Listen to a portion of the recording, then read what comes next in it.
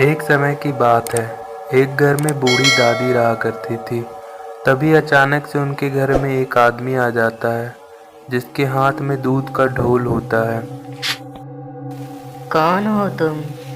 दादी, मैं जगन हूँ, आपकी छोटी बहन का पोता। अरे जगन, ये तू है?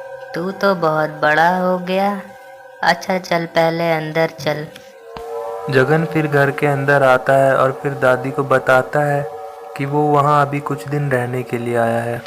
दादी, घर के हालात ठीक नहीं हैं, तो मैंने सोचा कि मैं यहाँ आ जाऊँ और यहाँ आकर कुछ दूध का काम कर लूँ, इसलिए मैं यहाँ आ गया। हाँ बेटा, क्यों नहीं, ये भी तो तेरा ही घर है। वैसे भी मैं यहाँ अकेली रहती हूँ। तू रहेगा तो मुझे भी अच्छा लगेगा। और देख, घर में गाय भैंसों की भी कमी नहीं है। तू बस कल से ही गाय का दूध निकाल और बेचना शुरू कर दे। ठीक है दादी। अच्छा, अब मैं सो जाता हूँ, काफी थक गया हूँ। जगन फिर सोने चला जाता है और फिर जगन अचानक से भूत बन जाता है। वो वहाँ उस घर में कुछ मकसद से आया होता है। सही घर चुना है मैंने अपने इस काम के लिए। इस बुढ़िया को कभी पता नहीं चल पाएगा कि मैं कौन हूँ। हा हा हा हा हा हा हा हा। वो दादी इस बारे में बिल्कुल बेखबर होती है। वो चैन की नींद अपने कमरे में सो रही होती है और दूसरी तरफ वो भूत अपने ढोल उठाकर दूध गारने के लिए चल देता है। घर के पीछे ही एक तबेला ऐसा था, उसी में सारी गायें बंधी रहती थी। भूत उनके पास जाता है तो सारी गायें चिल्लाने लगती है भूत को देखकर। तो भूत उन्हें डराने धमकाने लगता है और डरा धमका के चुप करा देता है। और फिर वो एक एक करके सारी गायों का दूध गार लेता है और अपने दूध के ढोल में भर कर रख लेता है। और फिर वो भूत अपने ढोल को चांद की रोशनी में लाकर रख देता है और फिर अब कुछ मंत्र पढ़ना शुरू कर देता है। मंत्र पढ़ते पढ़ते फिर अचानक से दूध का रंग लाल हो जाता है, एकदम खून की तरह। वो खून बन जाता है। हा हा हा हा हा हा हा हा हा हा हा हा। आखिर जैसा मैंने चाहा वैसा हो ही गया। अब ये दूध कल गांव वाले पिएंगे और फिर ये दूध पीकर पागल हो जाएंगे। हा हा हा हा हा हा हा हा। जैसे ही अगली सुबह होती है तो बूढ़ी दादी सुबह ही सुबह उठकर अपने पोते जगन को उठाने के लिए उसके रूम जाती है।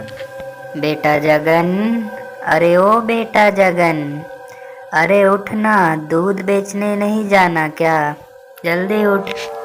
दादी की आवाज़ सुनकर जगन झट से उठ जाता है और जल्दी से तैयार होकर दूध बेचने के लिए निकल जाता है। वो घर घर जाकर आवाज़ लगाकर दूध बेचता है।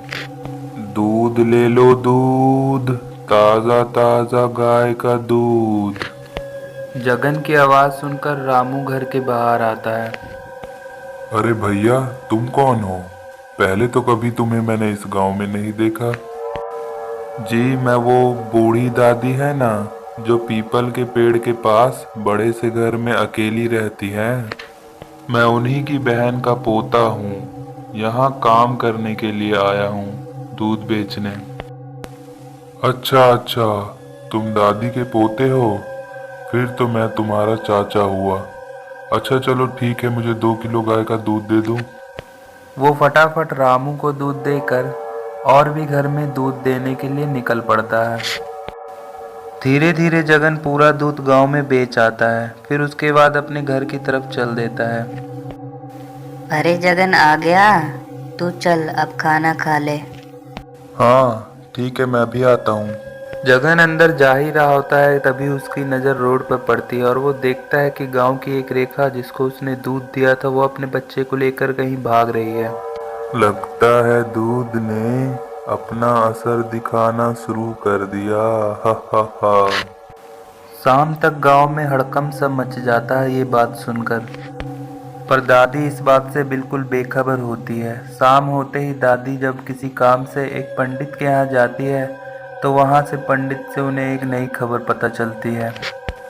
क्या आपको रेखा के बेटे के बारे में कुछ नहीं पता?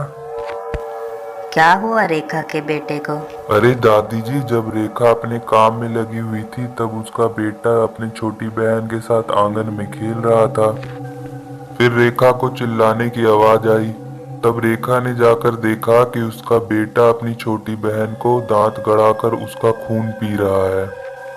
और फिर रेखा अपने बेटे को उसकी बहन से छुड़वा रही थी तो वो छोड़ भी नहीं रहा था, उसका खून बस पिए जा रहा था एक दानव की तरह। अरे बाप रे बाप, ऐसा कैसे हो सकता है? तुम सच बोल रही हो ना? तुम्हें किसने बताया? ये ऐसा तो मैंने कभी नहीं सुना। दादी ये बात आकर जगन को बताती है और जगन ये बात सुनकर अंदर ही अंदर मुस्कुराने लगता है। आखिर ये सब काम तो जगन ही का किया होता है, उसके दूध का कमाल था ये। आप आराम करो दादी, आप परेशान मत हो। दादी के सोने के बाद जगन फिर से भूत बन जाता है और फिर से अपने दूध के ढोल लेकर के गाय का दूध गारने के लिए चला जाता है। और फिर वो भूत अपने ढोल को चांद के नीचे रखकर कुछ जादू करने लगता है और फिर दूध का रंग लाल हो जाता है। मुझे जल्द से जल्द पूरे गांव में ये दूध सबको पिलाना होगा। सब एक दूसरे के खून के प्यासे हो जाएंगे और सब खुद ही एक दूसरे को मार डालेंगे। बाद मैं अकेला इस गांव में राज करूंगा। हा हा हा हा हा हा हा हा हा।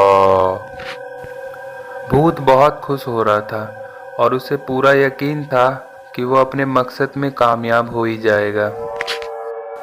अगले दिन सुबह जब जगन दूध बेचने के लिए जाता है तब दरवाजे पे किसी की खटखटाने की आवाज़ आती है। दादी जाकर जब दरवाज़ा खोलती है तो उसके सामने उसकी बहन खड़ी होती है। अरे बहन, तुम आओ आओ, अंदर आओ।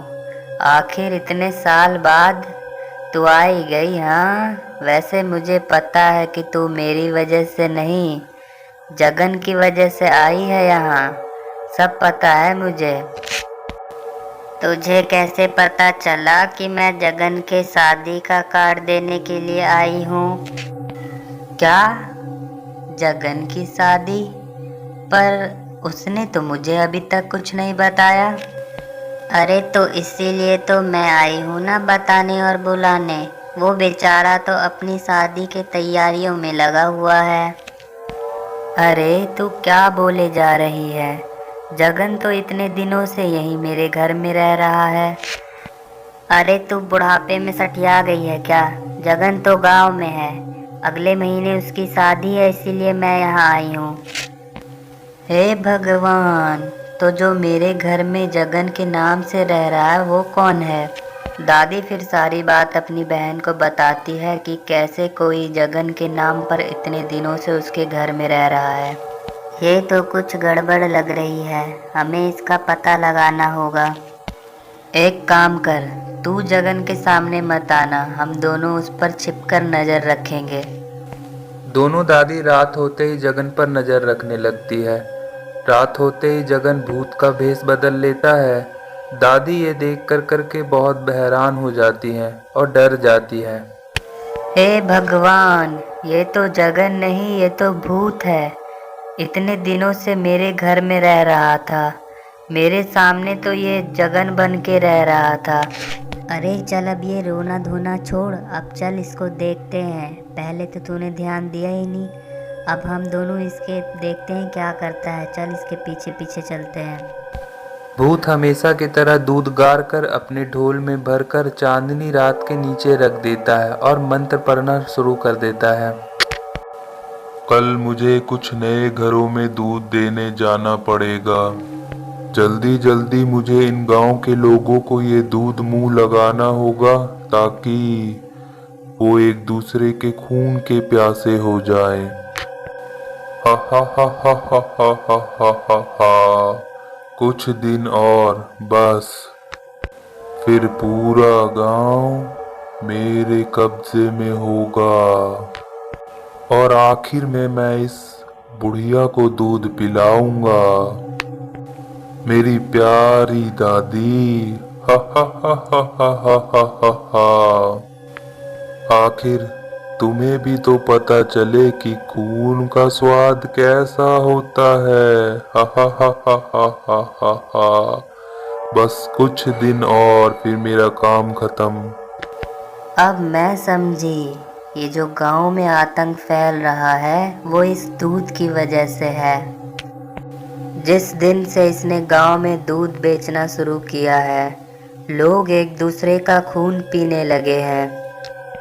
यहाँ तक कि छोटे छोटे बच्चे भी वो खूंखार जानवर बन चुके हैं और डॉक्टरों को भी समझ नहीं आ रहा कि ये क्या हो रहा है। घर वाले उनको घरों में बांध बांध के रख रहे हैं क्योंकि वो खाने के लिए खून और मांस मांग रहे हैं। उसी वक्त फिर दोनों दादी पंडित जी के पास जाती हैं। इसका बस एक ही तोड़ है और वो है गंगा जल। उससे पवित्र कुछ नहीं है, वो सारे जादू को खत्म कर देगा। अब तुम सोचो कि गंगा जल कैसे उन लोगों को पिलाना है। फिर दोनों दादी मिलकर एक शरबत बनाती है और उसमें गंगा जल डाल देती है और वही शरबत भूत को पिला देती है। तो भूत जलकर राख हो जाता है और गांव के जितने भी लोग थे सबको वो शरबत पिलाकर ठीक कर देती है।